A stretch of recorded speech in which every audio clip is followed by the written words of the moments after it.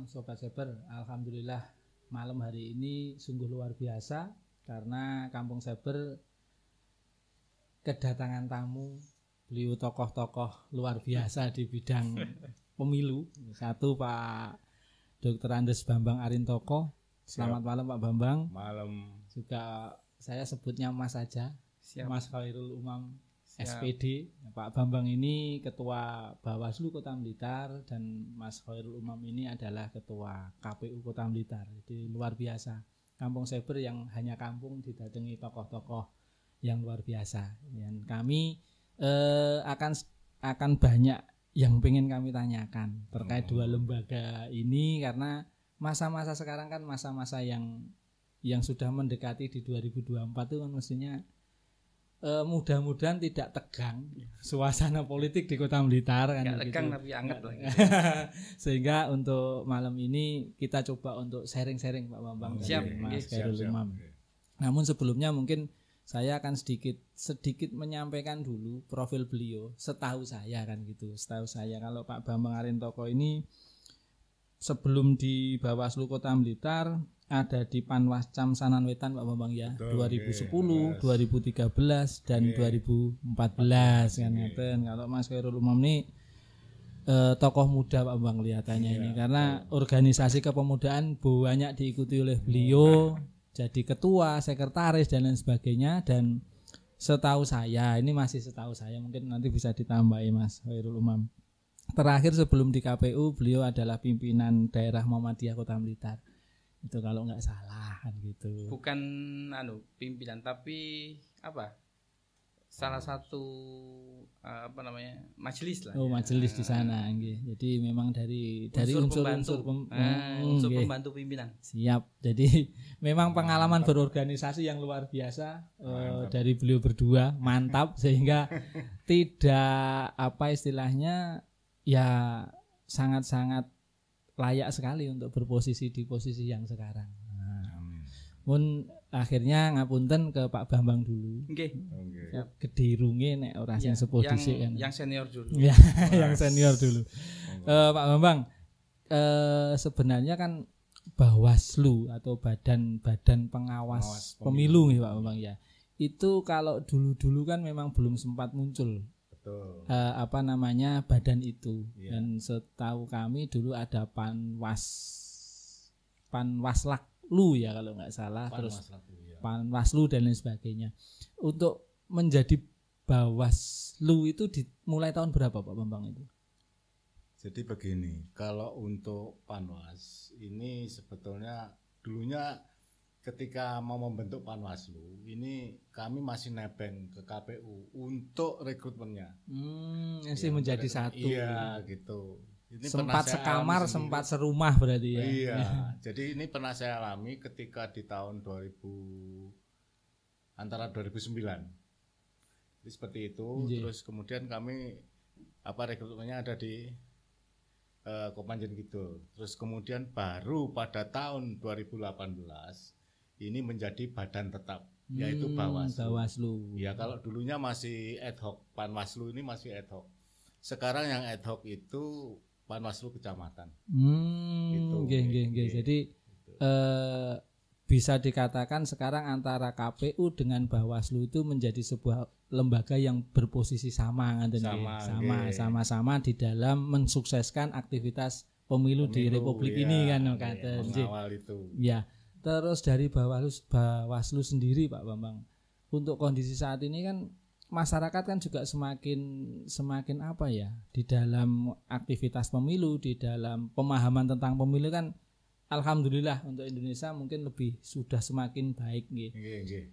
Bawaslu sendiri dalam hal ini punya aktivitas yang bagaimana? Maksudnya apakah karena kalau Bawaslu itu kan kepengawasan Pak Bambang ya, kepengawasan di dalam aktivitas dan pelaksanaan pemilu.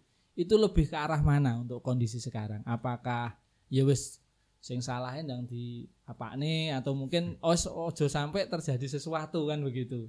Lebih ke pencegahan ya.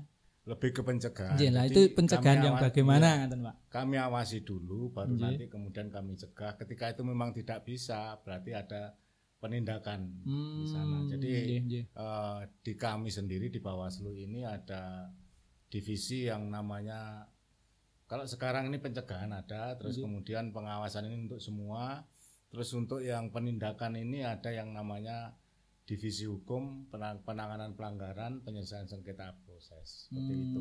Nah, di sini dari mulai beberapa saat yang lalu ini lebih diutamakan kepada pencegahan.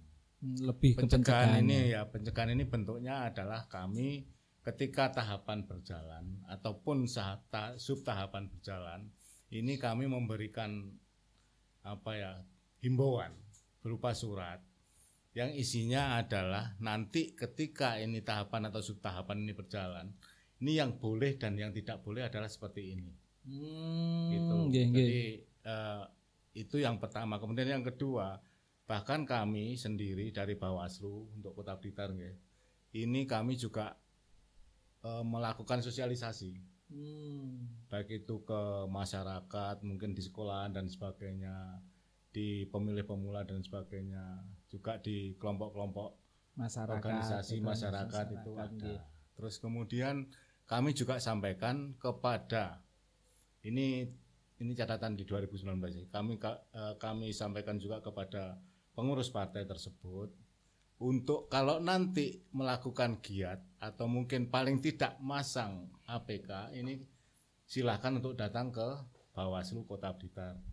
Kita ngomong di sana, kita mungkin menyampaikan apapun itu, karena Bawaslu Kota Blitar ini juga rumah rakyat kan. Gitu. Iya, seperti itu. Jadi sebelum itu terjadi, kami nanti akan menyampaikan apa-apa saja yang boleh dan tidak boleh dilaksanakan selama rangkaian aktivitas pemilu. Makasih Pak Bambang. Untuk sementara pindah ke Mas Khairul Umam ini, Mas. Untuk saat ini kan sudah mulai ada ada aktivitas tentunya di KPU sendiri, Mas. Itu kondisi sekarang aktivitas apa saja yang sudah dilakukan, Mas Umam? Kita ini sekarang sudah masuk tahapan pemilu 2024 sejak 14 Juni. Nah, kenapa 14 Juni dicanangkan? Karena di Undang-Undang 7 tahun 2017 itu berbunyi selambat-lambatnya 20 bulan sebelum pelaksanaan coblosan. Nah, pelaksanaan coblosannya kan 14 Februari 2024. Jadi kalau dihitung itu tepat 20 bulannya itu 14 Juni. Nah, 14 Juni kemudian dalam perjalanan kami punya kewajiban untuk sosialisasi. Terus jadi enggak begitu dicanangkan kita harus melakukan sosialisasi. Apa? Sosialisasi tentang hari tanggal coblosannya, kemudian sosialisasi tentang tahapannya, karena tahapannya kan sudah keluar ya di PKPU 3 tahun 2022. Nah, penting kita sosialisasikan, apalagi kondisinya sekarang sudah berubah. Kalau dulu kan namanya PKPU tahapan itu tahapan program jadwal. Kalau sekarang enggak. Jadi programnya enggak diatur di PKPU 3, hanya tahapan dan jadwal. Programnya itu masuk di PKPU yang berkaitan dengan tahapan itu. Misalnya sekarang ini kan sudah masuk pendaftaran, verifikasi dan penetapan partai politik peserta pemilu. Nah, program kegiatannya itu masuk di PKPU 4 2022 ini gitu. Jadi detailnya di situ. Misalnya mulai pendaftaran itu tanggal misalnya dimulai pengumuman. Pengumumannya itu tanggal 29 sampai 31 Juli. Nah, terus kemudian pendaftarannya tanggal 1 sampai 14 Agustus. Nah, itu semua detailnya diatur di situ. Jadi ada yang dibedakan ya. Iya, diatur di situ ya. Nah, hari ini kita sedang memulai mengawal tahapan verifikasi pendaftaran, verifikasi dan penetapan partai politik peserta pemilu. Hanya sekarang kan masanya masih di KPU RI karena yang menerima pendaftaran itu langsung pusat. Nah, kita di KPU Kabupaten Kota itu tugasnya melakukan sebagian verifikasi yang menjadi tugas kami. Sebagian, karena sebagiannya juga ada di pusat juga gitu ya. Kalau di dalam aktivitas akhirnya kan mungkin perjalanan di dalam mengurusi pemilihan umum itu kan sudah berapa, sudah 2 periode Pak Muhammad? Ya, saya sudah 2 periode. Sehingga kan bisa ada pembanding nih. Tahun kemarin pelaksananya bagaimana, tahun ini yang bagaimana. Kira-kira lebih repot yang kemarin tuh yang sekarang Pak Muhammad? Kalau repot itu relatif ya. Repot itu kan kalau disambi dengan bahagia kan nggak jadi repot gitu. Iya. Makanya Pak Ketua itu bilang, Pak Ketua KPU RI, jadi untuk mengawal tahapan itu harus disertai dengan bahagia supaya nggak repot dan nggak capek gitu. Jadi menurut saya relatif sih. Jadi kalau bicara soal perbedaan, secara teknis memang perbedaannya itu cukup signifikan karena ada beberapa norma atau aturan yang tidak sama. Dari yang kemarin ya 2019 sekarang. Dengan 2024 ini. Misalnya kalau yang berkaitan dengan verifikasi ini ya. Misalnya dulu 2019 seluruh partai politik calon peserta pemilu itu wajib melewati verifikasi administrasi dan verifikasi faktual. Tidak peduli dia itu partai ini pernah menjadi partai yang ada di parlemen di 2014-nya di pemilu sebelumnya atau belum sama sekali. Baru sama sekali. Itu 2019 semuanya diverifikasi administrasi dan faktual.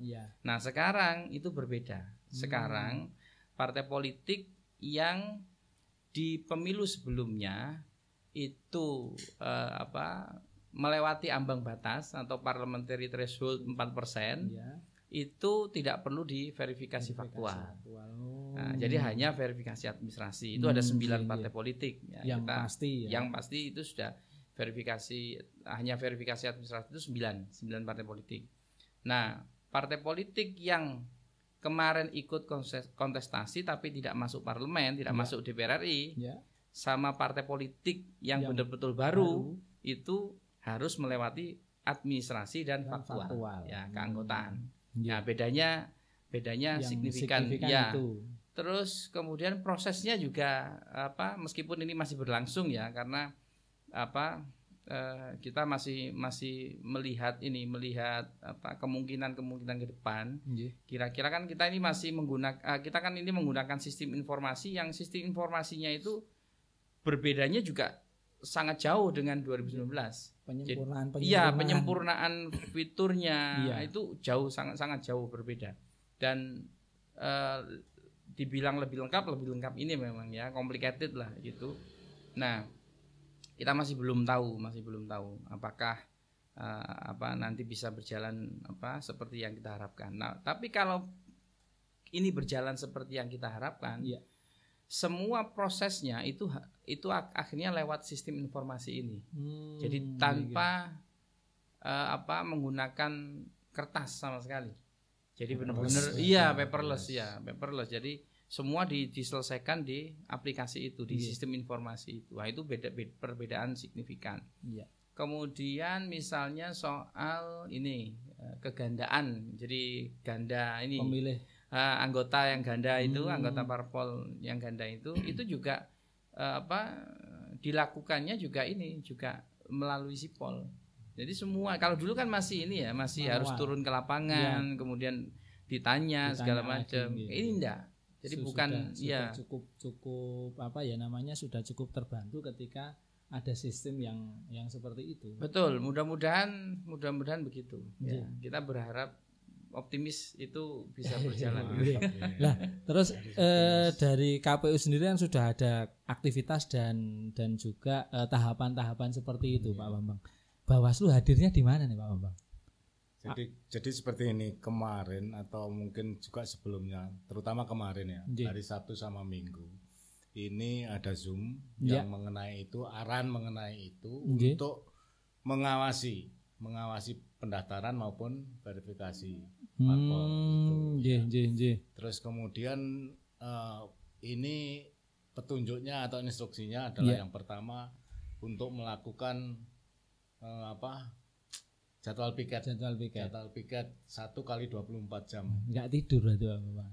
Ya tidur lah. Ngantuk pernah turu dong Mas.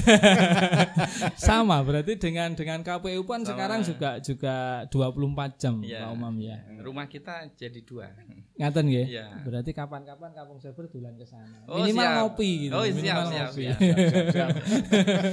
Terbuka lebar. Iya. Berarti kan dari aktivitas KPU yang sudah tahapan dan lain sebagainya, verifikasi ini sudah dilakukan, Bawaslu kan tetap hadir sebagai inceng-inceng Pak Bambang ya. Katakanlah ngawasi. Ngintili Mas. Sing digarap KPU kondisi sekarang apa kan begitu ya. Bukan berarti kan bermusuhan toh Pak Bambang. Ya enggak lah.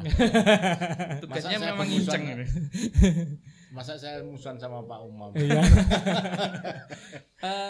Hingga saat ini apakah memang sudah ada, ini ngapunten Pak Umam, bukan berarti apakah memang sudah ada satu ini sudah ada temuan ini untuk segera dilakukan sebuah tindakan atau bagaimana dari Bawaslu, apakah sudah menemukan sesuatu itu di KPU Kota Blitar? Kan skupnya Kota Blitar nggih, dari Bawaslu Pak Bambang. Belum, karena memang masih hari pertama. Iya.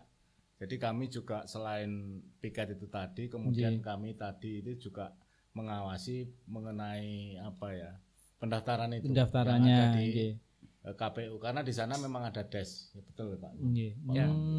Jadi seperti itu. Terus kemudian kami juga harus melaporkan itu, dan ini kami sudah diberi yang namanya form untuk laporannya. Iya. Aktivitasnya setiap harinya sudah harus melaporkan ada atau tidak ada kejadian, ada atau tidak ada pelanggaran kan begitu. Iya, terus kemudian kami juga harus membentuk yang namanya tim pengawasan. Itu sudah berproses untuk rekrutmen. Apakah ada rekrutmen untuk? Enggak ada, belum ada. Jadi di lingkungan kami sendiri masih internal yang sekarang ada nggih. Kebetulan tapi kedepannya kan perlu tenaga juga untuk itu atau tidak Pak Bambang dari Bawaslu sendiri? Ya itu kan untuk Panwaslu nanti kecamatan ya, kalau itu kabarnya tapi masih berupa kabar gitu. Seruing-seruingnya kabar kan, angin. gitu. Angin surga juga mungkin. Nah itu mungkin September nanti. September tahun ini. Iya, kalau biasanya seperti ini. Kalau biasanya adalah 1 bulan sebelum pembentukan dari PPK, pembentukan dari PPK-nya beliau. Dari kebutuhan tenaga yang di KPU juga. Betul. Kenapa demikian? Karena juga nantinya akan mengawasi pembentukan tersebut, rekrutmen tersebut untuk Panwaslu kecamatan. Jadi secara prinsip sinergitas 2 lembaga ini tetap terjaga untuk harus. Jadi, saling menguatkan intinya begitu. Jadi karena memang penyelenggara itu kan ada 3 sebetulnya. Ada 3 itu KPU, Bawaslu, DKPP kan gitu. Kemarin ini penekanannya adalah pada komunikasi. Pak. Ya. Jadi komunikasi baik itu KPU maupun Bawaslu harus tetap ada komunikasi. Siap. Dan mudah-mudahan ini nanti menjadi satu informasi ke masyarakat bahwa 2 lembaga ini memiliki tugas yang luar biasa untuk kesuksesan program atau kesuksesan dari pemilu ini kan begitu. Jadi tidak seperti dulu itu kan Tom and Jerry kalau. Iya. Uber-uberan. Rahimnya sama gitu. Jadi rahim dari lahir dari rahim yang sama. Panggungnya sama. Sehingga cuma kan memang aktivitasnya yang beda aktivitasnya berbeda. Lah Pak Umam, kan sering kali kalau dari mau ke pasar Temple atau ke pasar Legi itu di Videotronnya Kota Blitar tujuan itu kan ada gunakan apalah itu. Kalau nggak salah terus ada logonya KPU. Ada foto kita juga ya? Ngaten iya. Kadang ada foto Pak Umam kan gitu. Itu informasi tentang apa Pak? Apa? Aplikasi yang tadi atau bagaimana? Ya, jadi itu ada aplikasi berbasis iOS, Android juga. Android itu bisa diunduh di Play Store itu sebenarnya.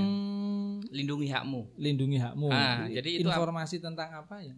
Jadi itu aplikasi yang memberikan kemudahan kepada masyarakat secara umum, memberikan kemudahan secara mandiri untuk bisa ngecek saya ini terdaftar sebagai pemilih ya. Karena kan tugas kami pasca pemilihan 2020 kemarin itu kan ada namanya pemutakhiran data berkelanjutan. Jadi dimutakhirkan terus tiap bulan dimutakhirkan. Nah, data-data itu kemudian dihimpun dalam satu aplikasi database-nya. Nah, sehingga memudahkan masyarakat untuk ngecek. Jadi ini sekaligus terima kasih Mas Eka tadi diingatkan. Jadi kami sekaligus menghimbau pada masyarakat masyarakat untuk bisa download aplikasi itu untuk supaya bisa mengetahui ngecek gitu. Waya milih ora enak. Gitu. Kira-kira dicek basisnya nik, diketik niknya nanti langsung muncul. Kalau memang sudah masuk di daftar pemilih berkelanjutan itu. Nah, kalau belum, itu di situ juga ada fitur-fiturnya. Kalau belum, dia bisa melaporkan secara mandiri. Melapor gitu. Nanti datanya dimasukkan di situ. Nanti langsung ada diproses. Verifikasi dari betul. KPU ya. Iya, betul. Berarti kan sudah jelas saudara masyarakat bahwa KPU Bawaslu itu 5 tahunan ya. Ya. Masyarakat kadang berpikir gaweane opo. Kan begitu. Iya, betul. Akhirnya kan masyarakat lah ngopo pemilu ya 5 tahun pisan kan gitu ya. Ternyata kan untuk menyiapkan itulah yang butuh waktu panjang. Bahkan dulu kan ada ini ya, ada sindiran-sindiran yang nadanya sarkastik. Iya. KPU Bawaslu ini kerjone gajine 5 tahun. Kerjanya 5 bulan. Ya akhirnya kan ini menjadi, saya pun kan akhirnya juga yo wajar kan itu. Wajar dalam arti begini, ternyata ada pekerjaan-pekerjaan yang tidak diketahui masyarakat bahwasanya untuk menyiapkan yang 5 bulan itu butuh proses panjang.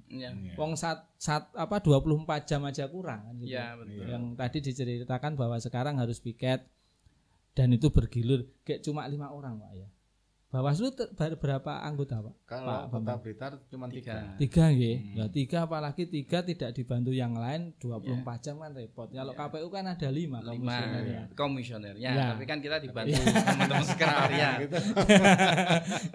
Lah kalau dari Bawaslu sendiri Pak Bambang, kalau tadi kan memang dari KPU kan ada untuk update data, terus nanti dan lain sebagainya, aktivitas-aktivitas itu.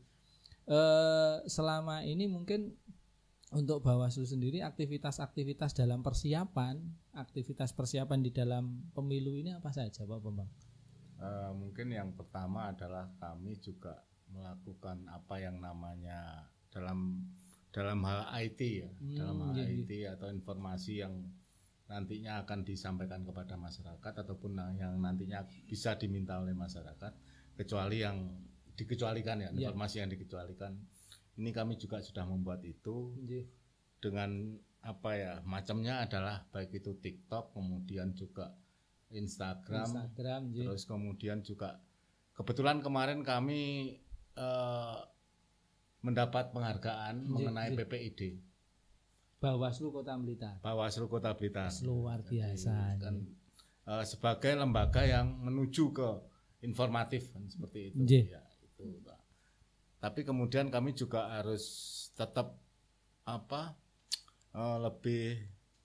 lebih baik lagi daripada yang kemarin.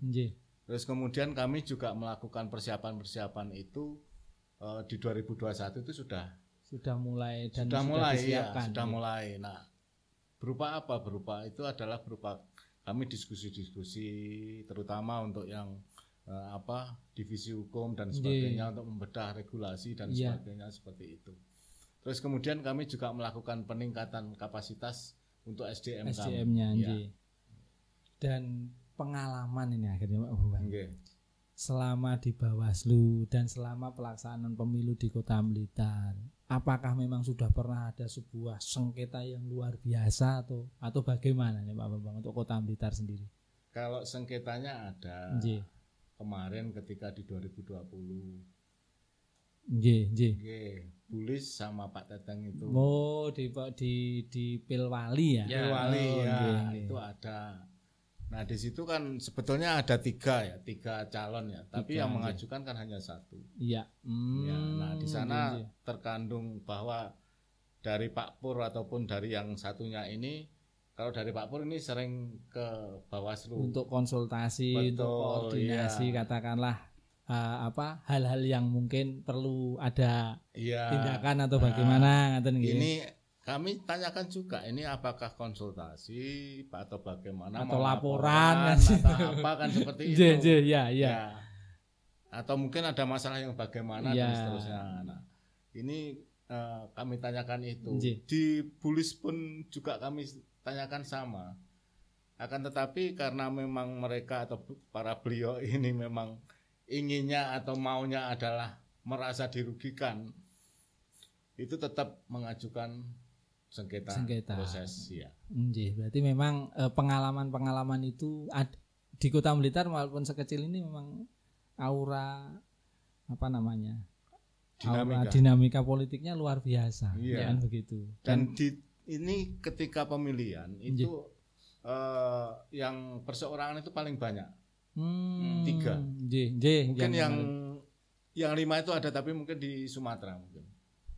Ya, paling banyak yang tidak diusung partai, Pak. Memang kemarin dari satu ini yang menarik itu kan ketika saya juga membaca tagline-nya KPU, Mas. KPU melayani integritas 24 jam. Itu luar biasa. Jadi memang wis jiwa raga saya serahkan ke bumi pertiwi, ibaratnya seperti itu. Bagimu negeri. Ya. Makna dari tagline itu bagaimana? Itu kan sebenarnya sesuatu yang lama tetapi dibuat baru. Nah, jadi sebenarnya tradisi itu sudah lama sebenarnya. Kalau dulu itu, kalau di PKPU itu kan bahasanya begini. Jadi hari yang dimaksud hari dalam mengawal tahapan itu adalah hari kalender. Bukan hari kerja. Bukan hari kerja. Kemudian ada meme juga dalam bahasa Inggris saya juga nggak hafal itu. Yang artinya jadi kalau sudah masuk tahapan itu tidak ada hari libur. Iya. Nah, hari ini dimunculkan ada gium baru supaya agak wah gitu ya, agak punya semangat gitu, integritas. Motivasinya muncul lagi 24 jam. Maknanya ya jadi dalam melayani setiap calon peserta pemilu itu kita diminta untuk siap kapanpun, mau jam 12 ya kita dipanggil ya kita datang gitu. Jadi mau jam berapapun ketika misalnya ada yang harus kita plenokan ya kita harus datang. Gitu, harus pleno gitu. Dan alat komunikasi tidak boleh off, itu harus on terus ya. Karena sewaktu-waktu mungkin kita akan misalnya jam 2, jam 1, bahkan jam 3 misalnya panggil kita pleno pagi hari ini gitu. Dan itu pernah terjadi di Pilwali 2015 kita itu pernah pleno di jam 2 malam 2 pagi karena terkait memutuskan hasil tes kesehatan waktu itu contoh ya. Jadi sering kita itu. Nah, tadi menarik gini Mas Eka, mungkin saya kalau boleh agak mundur sedikit terkait tadi yang disampaikan. Jadi memang KPU itu punya paradigma yang dari periode ke periode itu selalu diperbaharui, selalu berusaha untuk disempurnakan. Dari dulu awal KPU muncul, dilembagakan, kemudian sampai hari ini itu progresnya bisa dibilang semakin membaik. Paradigmanya berubah dengan cepat. Misalnya 2 periode ke belakang ini itu pimpinan kita itu memprofil KPU itu menjadi lembaga yang betul-betul concern pada pengembangan, ya, pengembangan kelembagaannya. Iya, bahkan misalnya di tahun pasca Pilkada 2015 itu istilah pemutakhiran data berkelanjutan itu muncul. Jadi kita punya kewajiban meskipun waktu itu tersendat, tapi hari ini sudah terlembagakan dengan baik. Jadi dimulai dari Nah, begitu masuk di periode yang kemarin sebelum ini itu sudah mulai ada wacana bagaimana sosialisasi itu dilakukan juga secara berkelanjutan. Jadi artinya KPU tidak boleh berhenti untuk terus melakukan sosialisasi, melakukan proses edukasi kepada masyarakat terkait apa sih sebenarnya pentingnya menggunakan hak pilih. Itu terus. Apalagi kalau misalnya bicara soal memaknai pendidikan pemilih dan pendidikan politik misalnya. Itu nanti beda forum lagi kalau itu dengan Mas Rangga ya. Nah, hari ini juga ternyata sekarang sudah mulai dilembagakan ini oleh pimpinan yang sekarang yang dikomandani oleh Pak Agus Melas itu sudah mulai dilembagakan. Yang namanya sosialisasi berkelanjutan itu akan dilembagakan. Dan di PKPU 4 tahun 2022 ini tentang verifikasi pendaftaran verifikasi dan penetapan partai politik itu juga muncul norma baru tentang pemutakhiran data partai politik secara berkelanjutan. Jadi partainya pun ke depan data partai politik pun itu akan selalu diupdate terus gitu. Sehingga KPU itu tidak lagi menggunakan paradigma lama yang dipahami oleh masyarakat kerjone bayarannya 5 tahun kerjone 5 bulan mati itu ya. Jadi sekarang ini harus benar-benar bayarannya 5 tahun ya kerjone kudu 5 tahun gitu dengan hasil yang betul-betul bisa dirasakan manfaatnya oleh masyarakat lah kira-kira begitu. Jadi kan menjadi asiknya ketika masyarakat punya pemikiran yang seperti itu, mudah-mudahan kan ruang ini juga bisa menjawab. Kalau saya gitu, menjawab. Pekerjaannya luar biasa, tidak seperti yang mereka bayangkan. Katakanlah seperti yang tersampaikan tadi. 5 bulan gitu. Prosesnya panjang ini. Nah, yang menarik gini Mas Eka, jadi diskusi Yang menarik begini Mas Eka. Ruang-ruang masyarakat untuk memberikan kontribusi kepada penyelenggara pemilu itu sekarang menjadi luas. Seiring dengan perkembangan teknologi digital ya. Nah, seperti hari ini kan, ini. Ini kan inisiasi dari masyarakat kan, bukan permintaan kami sebagai penyelenggara pemilu. Nah, artinya sebenarnya pada konteks sosialisasi pun itu sebenarnya bisa dilakukan secara partisipatif oleh masyarakat seperti yang dilakukan oleh Kampung Cyber ini ya.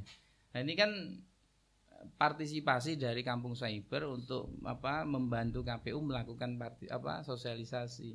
Nah, ini yang menurut saya perlu terus didorong sehingga ada kesadaran masyarakat itu a priori bahkan mungkin antipati dari masyarakat itu justru dijawab oleh masyarakat sendiri gitu. Tapi bukan dijawab oleh penyelenggara kira-kira begitu. Jadi kan sebenarnya kan kalau saya itu kan ngawut Mas Umam tadi. Memberanikan diri untuk bisa komunikasi dengan panjenengan berdua itu kan sudah luar biasa. Yo untung ada teman yang bisa tak repoti kan itu. Oleh enggak ya, wani enggak ya, dan kerso enggak ya, itu kan yang menjadi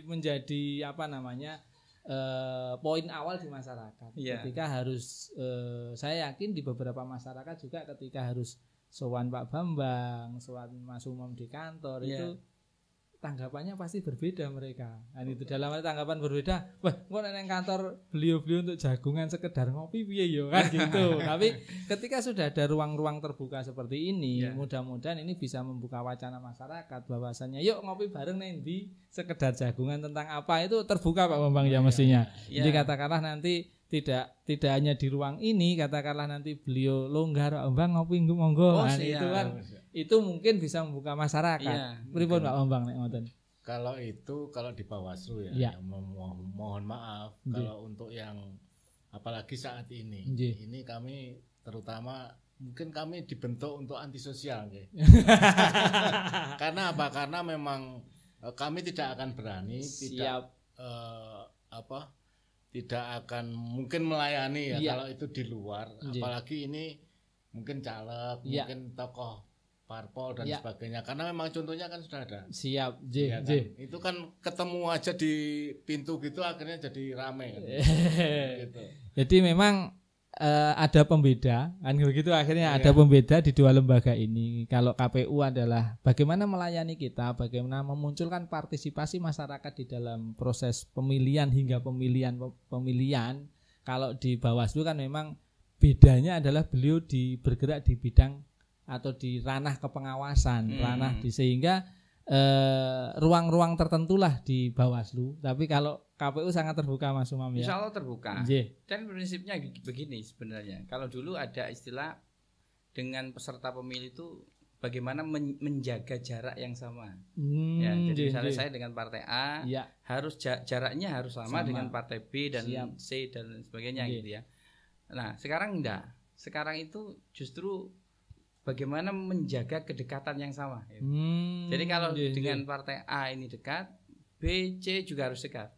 Tapi memang ini butuh kemandirian, profesionalitas yang tinggi dibandingkan tadi menjaga jarak. Menjaga jarak yang sama itu pokoknya jaga jarak lah ya. Katanya Pak Bambang tadi antisosial gitu. Dalam konteks antisosial itu dengan peserta pemilu. Tapi kalau dengan seperti ini teman-teman enggak. Kecuali kalau Mas Eka terus terus gambar saya gambarnya sudah jelas ini partai itu makanya kan kemudian yang tadi saya katakan ini silakan datang ke kantor. Kalau memang karena sana juga rumah rakyat juga. Jadi ruang-ruang monggo gitu kan. Ruang-ruang diskusinya memang harus beda kan, harus beda karena konteks lembaga yang memang berbeda di dalam tugas dan fungsinya kan ngaten nggih. Jadi ojo digebyau ya kan itu akhirnya. Engko neng nggone Bawaslu kok kaya neng KPU itu kan menjadi hal yang enggak bagus juga karena integritas Bawaslu tetap harus terjaga di hal-hal seperti itu. Kayaknya perlu nanti kalau misalnya podcast Kampung Cyber podcast di kantor KPU gitu di depan itu kan ada logo KPU, itu menarik itu. Cocok itu. Siap saja. Nah, akhirnya kan hal ini juga bukan berarti bahwa Bawaslu adalah lembaga yang bagaimana bukan, tapi karena memang tugas pokok dan fungsinya itu memang di ranah itu sehingga ruang-ruang diskusi, ruang-ruang yang harus untuk bisa berkomunikasi itu memang ada pembatas. Tapi secara kelembagaan Pak Bambang nggih, tapi kalau secara personalnya monggo. Tapi kan nanti rawuh bukan sebagai ketua Bawaslu, tapi rawuh sebagai pribadi kan sebagai Pak Bambang. Diundang Yasinan setelah rawuh kan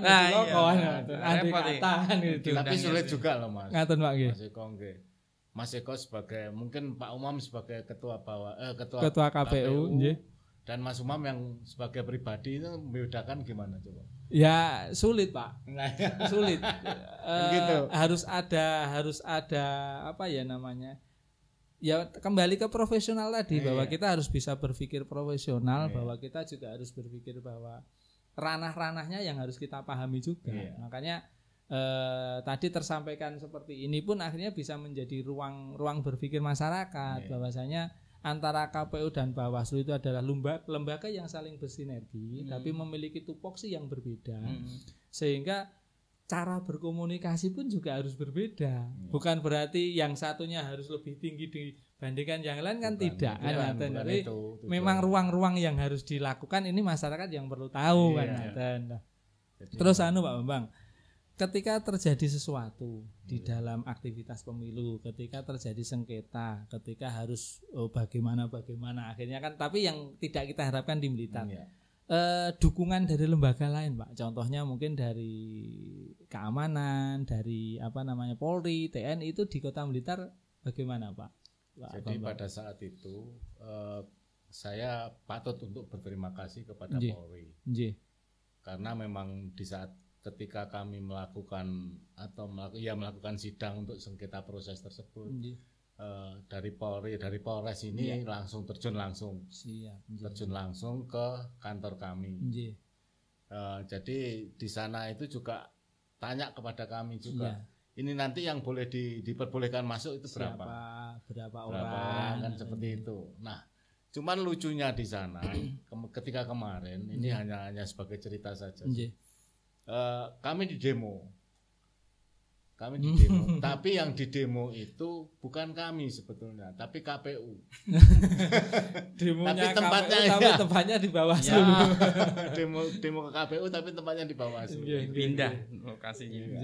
Oh ya. Tapi secara prinsip bahwa lembaga-lembaga terkait tetap support di dalam aktivitas ini kan gitu. Jadi kan akhirnya merasa kita aman nyaman bekerja juga.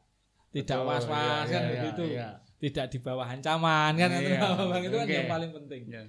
Nah, itu pun juga kami ketika ruang sidang kami ini mungkin perlu saya sampaikan bahwa ruang sidang kami itu juga dari beberapa, mungkin dari Ketua Bawaslu RI yang dulu Pak Abhan, juga mungkin dari provinsi ini mengatakan bahwa ini kurang layak. Karena pintu keluarnya itu hanya satu. Iya. Nah, akhirnya kami berupaya, kebetulan ada kesempatan ada kesempatan kami pinjem untuk ruang sidang ini ke pengadilan negeri. Jadi yang sudah lama nggak dipakai itu, akhirnya pinjam pakai ke kami. Iya, berarti kan memang bentuk-bentuk sinergi antar lembaga di dalam saling support kesuksesan pemilu memang di Kota Blitar sudah terjalin luar biasa.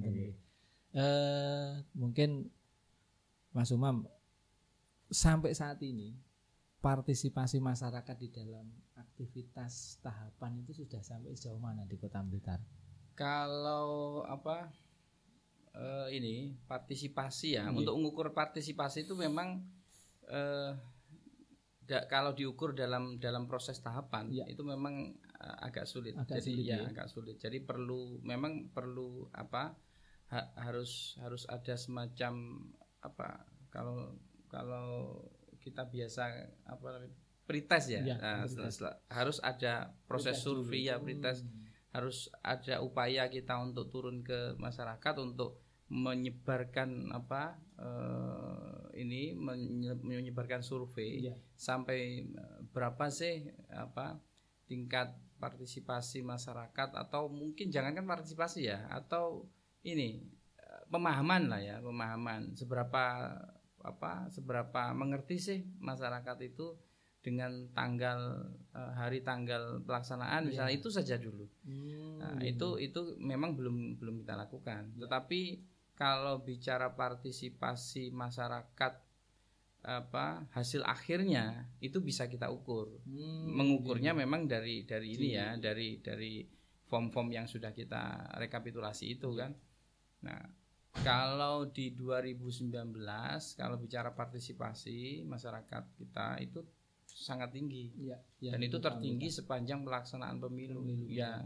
Itu 83-84 kan. Partisipasinya kan berbeda-beda Jadi DPR RI itu sekian persen, DPR provinsi, DPRD kabupaten kota, pilpresnya, DPD-nya itu beda-beda, meskipun rentangannya tidak jauh. Jadi di kisaran 83 sampai 84% dari target nasional yang 77% pada saat itu. Kalau tidak salah 77% waktu itu, atau 71%, saya agak lupa target nasional pada saat itu. Hari ini belum ditentukan targetnya. Nah, tapi kalau pengalaman yang lalu, kita ini punya optimisme partisipasi masyarakatnya akan tetap tinggi. Kita punya optimisme itu. apalagi dengan tunjangan teknologi digital yang sudah masuk ke ruang-ruang privat, ya kan, sehingga orang tidak keluar rumah pun tahu informasi. Ya. Oh ini, jadi saya optimis begitu.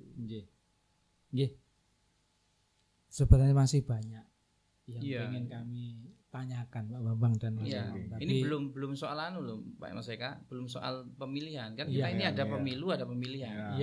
Padahal besok ini di tengah-tengah tahapan pemilu itu juga ada tahapan pilwali ya. Oh iya, yang besok ya. Iya, jadi ya memang butuh waktu dan ruang yang lebih luas lagi mungkin ya. Biar ngopinya semakin ramai. Mari ngopi. Ini kan kopi, kue ya, terang bulan gitu. Besok ditambahin pecel gitu. Mungkin karena keterbatasan waktu Pak Bambang dan Mas Umam, saya terima kasih sekali sudah ke Sorau di Kampung Seber. Mudah-mudahan sedikit informasi ini mampu menjadikan sebuah wacana berpikir di masyarakat tentang seperti apa sih dua lembaga ini yang sangat luar biasa di dalam suksesnya pemilu, suksesnya milih pemimpin kan begitu. Untuk closing statement Pak Bambang, harapan Pak Bambang untuk masyarakat Kota Blitar terkait dengan pemilu itu seperti apa Pak Bambang? Baik, untuk masyarakat mungkin perlu ini ya, kita harus cerdas, sebagai pemilih harus cerdas. Terus kemudian patuhi regulasi, baik itu untuk masyarakat maupun peserta pemilu. Jadi jangan sampailah nanti kami melakukan sebuah tindakan, penindakan dan seterusnya. Karena nggak enak memang. Ketika kita berhadapan itu nggak enak. Benar ini. Karena makanya kemudian saya juga berharap bahwa Kota Blitar atau masyarakat Kota Blitar, tapi saya percaya juga karena beberapa saat yang lalu atau mungkin di 2019, di 2020 ini juga gejolaknya juga tidak begitu tinggi gitu. Karena memang kultur politiknya kelihatannya memang seperti itu karena Mataraman juga mungkin. Tapi yang jelas adalah kami dari Bawaslu ini istilahnya itu mengajak untuk menjadi pemilih yang cerdas. Kemudian kalau memang ada yang perlu dilaporkan, mungkin ada yang perlu dibicarakan, didiskusikan, monggo ke tempat kami, ke kantor kami di Jalan Tanjung nomor 109, mungkin seperti itu. Siap, matur suwun Bang. Nah ini closing statement untuk KPU. Ya, jadi hari ini eranya sudah berbeda. Siap. Keterbukaannya sudah tidak lagi transparan, tetapi benar-benar terbuka. Ya. Nah, kita ada pergeseran generasi itu sudah pada generasi yang melek digital semua. Generasi pre-baby boomer dan baby boomernya semakin kecil, gitu, ya kan? Nah, tentu nanti pola sosialisasinya semakin berubah, lebih ke arah digital. Nah, pada proses edukasi tentu KPU berharap pada pemilih-pemilih muda, pemilih milenial, jadi generasi X, Y, Z, itu kita berharap menebali apa yang disampaikan Pak Bambang tadi itu, berharap menjadi pemilih cerdas tidak hanya menunggu, tapi mencari informasi. Nah, hari ini kan ruang-ruang digital kan sudah cukup terbuka ya. KPU punya IG, KPU punya YouTube, ada Twitter, ya hampir lengkap lah media sosialnya, bahkan TikTok juga. Nah, dari situ kita berharap seluruh masyarakat yang melek digital ini itu memantau betul untuk tahu bahwa apa yang dilakukan KPU hari ini itu apa sih gitu. Yang dilakukan KPU hari ini loh gitu. Misalnya contoh hari ini KPU menerima pendaftaran partai politik calon peserta pemilu. Nah, ini bisa jadi teman-teman di luar sana sudah tahu. Kalau dulu kan hampir-hampir sulit ya. Nah, oleh karena itu nunggu. Betul. Oleh karena itu kami berharap kepada seluruh lapisan masyarakat, mari mengedukasi diri dengan memahami proses-proses tahapan ini dengan memantau media sosial. Dan yang tidak kalah penting lagi, selain tadi disampaikan Pak Bambang, selain tahu proses-proses itu, tentu juga harus tahu. Nanti tahu prosesnya gitu, terus lupa hari nyoblosnya. Ini kan repot nanti ya. Tahu prosesnya tetap jadi gulungan putih kan. Iya, itu. Jadi harus tahu kapan coblosannya. 14 Februari 2024 dan kondusivitas juga harus tetap dijaga. Generasinya sudah berbeda, maka pola berpikirnya juga harus berbeda. Terima kasih Pak Bambang, Mas Umam, mudah-mudahan tidak kapok. Hanya secangkir kopi. Tapi kalau saya mudah-mudahan menginspirasi kan itu. Kalau perlu besok saya bawa kue sendiri. Jadi demikian tadi Sobat Saber, hal luar biasa, informasi menarik, mengedukasi sekali dari Bawaslu bahwasanya satu hal, bersama rakyat awasi pemilu, bersama Bawaslu tegakkan keadilan pemilu. Itu yang menjadi harapan, yang menjadi keinginan, tagline-nya dari Bawaslu, dan semua warga masyarakat harus bisa mendukung dan support itu. Sedangkan sederhana dari KPU tapi maknanya luar biasa, bahwa KPU itu melayani integritas 24 jam. Salam literasi, salam kreatif.